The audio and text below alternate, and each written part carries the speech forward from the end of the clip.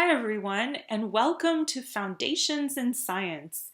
I'm Kalei Tak, one of the 3 instructors for this course this year.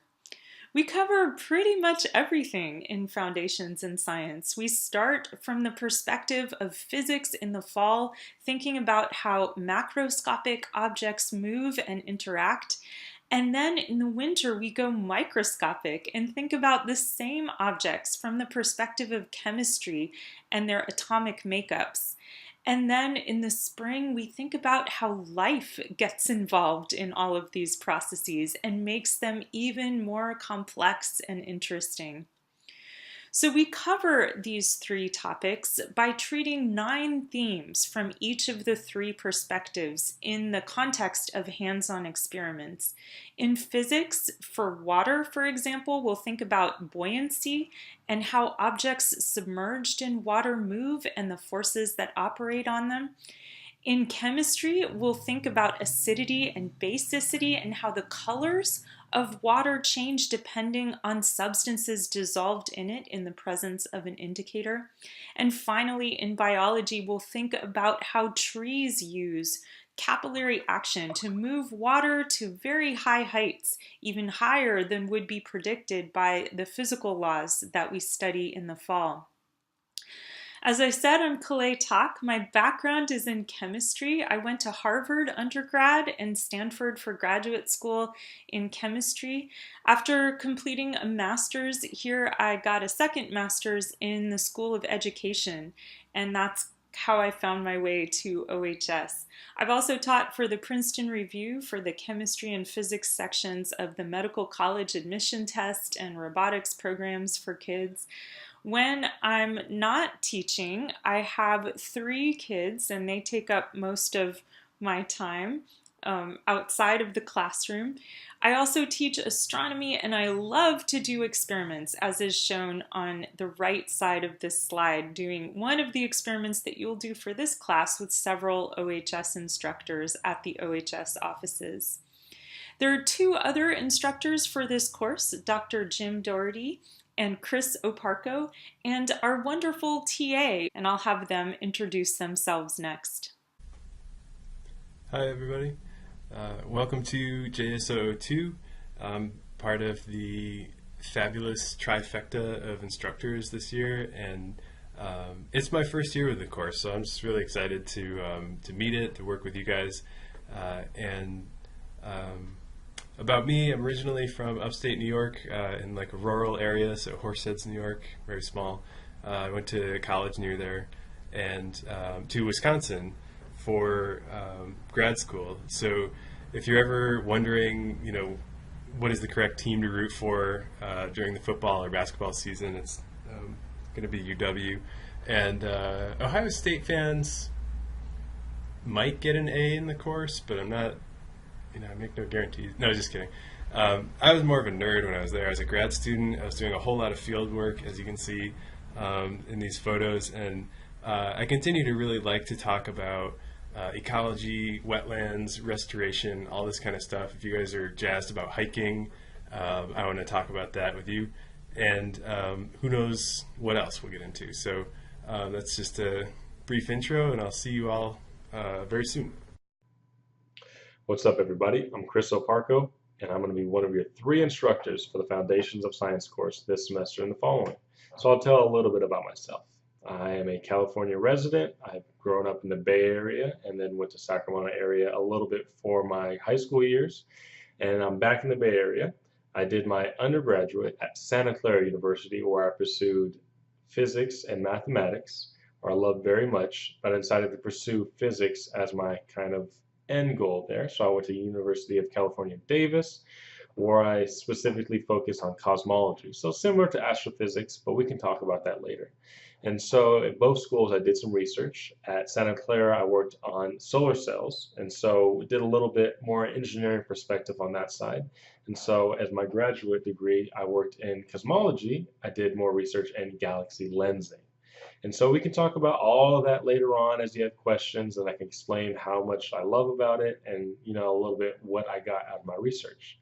a little bit more about myself, not in the academic sense. I love sports. I played soccer, I played wrestling, ran track, and I still continue to try to run now and play soccer. I also love baking. I have myself a KitchenAid mixer where I try to mix up all these kind of things and bake cookies and cupcakes and all this kind of mixture of things. And more recently, I got along with gardening. So I moved into a new place and try to renovate the little front yard. So I'm trying to learn more about flowers and what I can do to not kill them. So I'm trying to get that green thumb. And also, I like sewing. That's the last little thing right there. So I would love to get to meet all of you just as much as you get to know about me. So hopefully we have a great and awesome year. Can't wait to get started. All right. Hi, I'm Omar, your TA for Foundations in Science. In this class, you will be investigating scientific principles and making observations through a series of super exciting experiments. This class isn't like a regular class where it's all about textbook learning. Instead, you'll be having a ton of fun doing some really cool labs. You'll be throwing eggs, making food, growing plants, and a bunch of other stuff. Some tips for class are to do the super helpful pre-class videos in advance. A lot of the time, cramming right before class will actually make it harder to understand the material and makes the really fun and interesting labs somewhat more difficult. Writing lab reports isn't very tedious. In fact, it's really easy and fun. The peer tutors for Foundation in Science, and yes, and the peer tutor too, at the Writing and Resource Center can answer many of your questions about your Foundation's labs or experiment write-ups. Some of the labs can be a bit long. In most cases, the longer the lab, the more fun it is. But to do all the fun stuff that your instructors have put in the lab, it's best to start them early so that you can enjoy them even more. If you have any questions about Foundation in Science, feel free to email me at uabadami@ohs.stanford.edu. Good luck with the course, and I'll see you in office hours. Hi, my name is Sarah, and I'm a TA and peer tutor for JS002. I'm a junior in my 4th year at OHS, and I'm from Dallas, Texas. I came to OHS in 8th grade, so JS002 was my first science course here, and it really helped me adjust to the new environment and build a strong foundation in science. Now, I took this course a while ago, but here are some tips that I think will help you have a spectacular year. So first off, I think it's super important to read all the directions for the lab before starting it. This helps you plan out like how much time you need to do the lab and what materials you need to have out or set up, and it allows you to streamline the whole process. There are a few labs where you need to do a couple steps in a really short time frame, or you need like 24 or 48 hours to do one step. So reading the entire lab will definitely help you prepare. Another thing that I learned was it's really helpful to do corrections on the quizzes. Like, it doesn't matter about getting the credit back or whatever, but I think it's more important to work through those mistakes because it'll really help you solidify your understanding of the topics. And finally, you should try to participate as much as possible. It doesn't matter like if you're worried about making mistakes or asking a bad question. Clearing up any questions you have is always better than second guessing yourself or realizing you don't know something when it's too late. So if you have any questions or need help with any assignments, you can come to my office hours, which are 1 to 2 on Tuesdays, Pacific time, or you can book a one-on-one appointment with me through the Writing Center or the Peer Tutor Center from 11 to 1, also on Tuesdays. And if you have anything that doesn't need like a lot of attention or time, you can always email me at perts, that's PERTS, at ohs.stanford.edu. Good luck and have a great year. A typical week in Foundations in Science involves reading questions completed on Sunday. This is in preparation for class, and you will come to class with questions about the readings to discuss during section.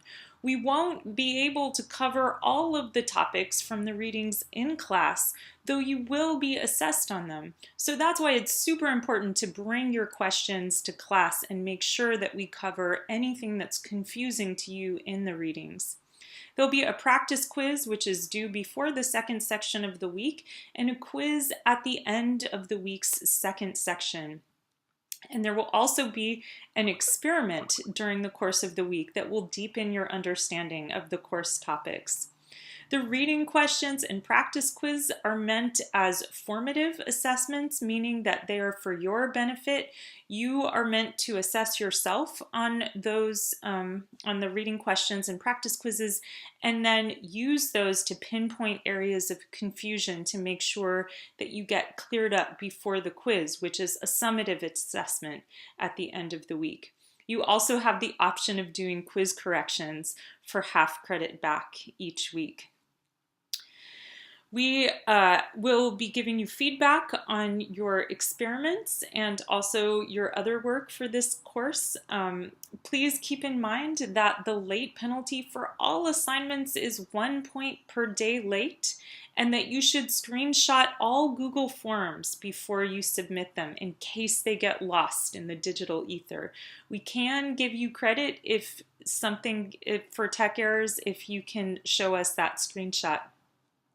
Written feedback on labs will be returned so that you have time to incorporate that feedback before you submit your next experiment.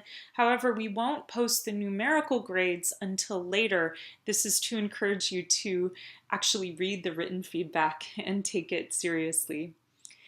Please use the Canvas calendar. All of the assignments for this course are on there now, and you should use it to help you plan when you will do your work and account for vacations and whatnot, so please make use of that resource. Please make sure that you have your experiment supplies assembled now, because not having the required materials will not get you an extension on any of the experiments in this course. Get your lab kit ordered. Pay attention to the experiment supplies list, because all of the supplies for all of the experiments that we'll do this year are posted already. So you need to look at that and plan for when you'll need what, and make sure that you have it when it's needed. Make sure you know where it is, and make sure that nobody accidentally throws away some of your experiment supplies. You can keep a physical notebook, but you must submit photo and video documentation every week, and those photos and videos can't be submitted as separate files or put all at the end of the document. They need to be within the document where they're relevant to your work. This is because if lab notebooks are for the purpose of documentation and being able to go back and check things, and the chances that you'll remember that IMG_3475 goes with a particular experiment that you did are somewhat remote. So that's why everything needs to be a single file that you submit for this class, and images should occur not at the end, but where they're relevant. To earn full points for engagement, you need to be contributing to class discussions at least twice every session, hopefully more. You can answer questions, you can ask questions, you can explain answers. If you have tech errors and that impacts your ability to participate, you must submit a tech form. You can't just Skype or email your instructor and say, sorry, I was having tech issues today. If you can document that you are working to get the problem fixed, we will happily refund those points. If you just send us a note, we will not. So please keep that in mind for purposes of engagement. Lots of places to get help if you're struggling with any of the topics in this course, and I encourage you to make good use of them. The class Skype group is an excellent resource. Students help each other. The instructors will respond if they're online, and if they're not, there's lots of other students who are able to help you with any topics that might be giving you problems. You can also email your instructor or come to office hours. So please make use of those resources. There are lots of them for getting help in foundations. You should attend your regularly scheduled section, but sometimes you can't. If you can't, just make sure we all know about it. You can go to one of the other sections on this slide as a visitor. We're all covering the same topics every week, and you'll have the same quizzes and assessments. So that's available if you need it to be. Please don't be afraid to take intellectual risks and make mistakes. We all do. You'll see lots of mistakes this year from other students, from your instructors, and please respect them and correct them respectfully. We want to create a learning environment where we're all happy taking intellectual risks. There are 2 exams for this course in the fall, a 1.5-hour midterm exam, which is already on your Canvas calendar, and please make note of those dates and have your registered proctor ready to proctor you for that 1.5-hour midterm exam. The final will be announced by the school later in the fall, and you should have a proctor ready for that as well. They will have 20 questions. They're minimally altered, free response versions of questions that appear on other assessments for this course. So you know what to do to study. Just look back at your quizzes, homework experiments, reading questions, and practice quizzes, and make sure that you're all set with all the answers to those. And all exams are cumulative. It's going to be a great year. Can't wait to get started. See you all in class.